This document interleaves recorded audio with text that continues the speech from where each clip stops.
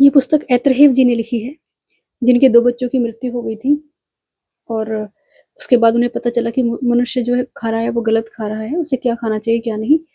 तब उन्होंने पुस्तक लिखी थी, तो मैं उसके कुछ अंश आपको सुना रही हूँ ताकि जीवन में आपको थोड़ा खाने-पीने के बारे में पता चले। उन्होंने लिखा है कि मेवों में किशमिश, अंजीर, खुबानी और बादाम भिगोकर खाने चाहिए। किशमिश, अंजीर और खुबानी को अच्छी तरह धोकर रात में साफ बर्तन में थोड़े से पानी में भिगोकर रख देना चाहिए। प्रातः राश में इनका पानी भी पी लेना चाहिए। मीठे में जो है खजूर आप खा सकते हैं, खजूर अपने आप में पूर्ण भोजन है। और इन्होंने कहा है कि चीनी बिल्कुल ही इस्तेमाल करनी छोड़ देनी चाहिए, ठीक है? नमक का प्रयोग हमें बहुत कम करना चाहिए। प्राकृतिक आहार में हमें आवश्यक लवण प्राकृतिक रूप से स्वयं मिल जाते हैं।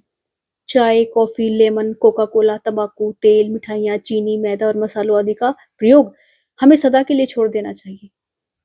जितने भी अप्राकृतिक मीठा है ना, इसका प्रयोग भी हमें सदा के लिए छोड़ देना चाहिए। ये उनके लिए है जिन्हें स्वस्थ रहना है। देखो स्वस्थ रहने का आनंद ही बिल्कुल अलग है, तो ये सब नियम अगर फ़ॉलो करेंगे, पूरे भी ना हो पाए तो कुछ ही आप कोशिश करें थोड़ा फ़ॉलो करने की, तो आप अपने जीवन के अंदर अपने आप ही चमत्कार देख लेंगे। दूध उबालने पर प्राकृतिक पोषण तत्वों से रहित हो जाता है। तुरंत निकाला हुआ धारोष्ण दूध पीने में कोई भी हानि नहीं है। जैसे आपने देखा है कि जो श्री कृष्ण जी थे, देखा था कि गाय का दूध निकाला जा रहा है, वहीं से पी रहे हैं खड़े होकर के। देखा है बहुत सारे जब हमारे जो कैलेंडर वगैरह होते हैं, उनमें कृष्ण कृष्ण जी का फ़ोटो होता है, तो गाय का दूध पी रहे हैं, गाय के पास ही खड़े होकर के, ठीक है? तो अगर वो दूध पिया जाए तो कोई हानि नहीं है, परंतु अगर इनको लाया जा रहा है और फिर उसको उबाला जा रहा है, तो फिर उसमें कुछ नहीं है, वो खराब है फिर। और जो डेयरियों पे मिलता है ना, डेयरी फार्मों पर और जो होता है कि पैकेटों वाला दूध, वो तो इतना डेंजरस है, उससे सारी बीमारियाँ उसी से तो हो रही हैं, ठीक है? और इन्होंने कहा है कि भोजन के अंदर अ, जो है आपको घी और मक्खन की भी कोई आवश्यकता नहीं होगी।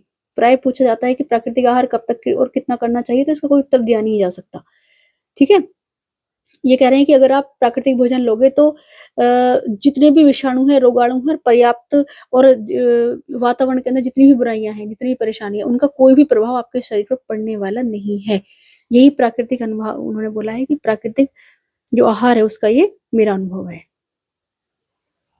तो प्राकृतिक आहार जो नेचुरल जो प्रकृति ने दिया हुआ है, अगर वही आप खाने लगो, तो उससे फिर क्या होगा कि धीरे-धीरे पहले परेशानी आएँगी, जो शरीर के अंदर जो गंदगी है वो बाहर निकलेगी। कुछ दिन का समय ले लो किसी भी तरीके से करके, एक तो समय बचेगा, गैस बचेगी, फालतू खर्चा खर्चा बचेगा और उससे क्या है कि जितना हो सके, मान लो आप 100% अनकुक्ड फूड नहीं ले सकते, कोई बात नहीं, आप 20% लो, 30% लो, 40 लो, 50% लो, 80% लो। कुछ आप खुद थोड़ा-सा अनकुक्ड फूड लेना शुरू करो, फिर अपने जीवन में जो आप कब्ज़ समाप्त हो जाएगी, गैस समाप्त हो जाएगी, स्वास्थ्य आपका बेहतरीन हो जाएगा।